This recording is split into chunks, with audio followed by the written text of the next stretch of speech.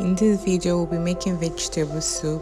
We'll be going in with our meat, then we'll add the seasoning cube, salt, pepper, onions, and water. Then we'll allow to cook for a few minutes until the meat is very tender. Once the meat is tender, you add your smoked fish. Then you go in with your crayfish. I'll be adding red oil, then I'll allow the water to dry out.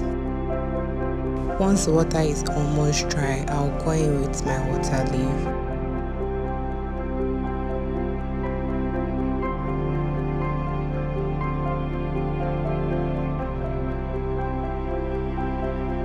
I'll allow to cook for 3 to 5 minutes.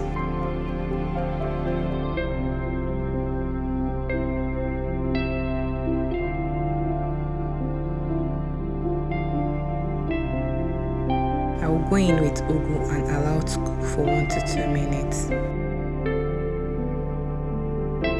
Don't forget to give this video a thumbs up, subscribe if you haven't subscribed. I will see you in my next video.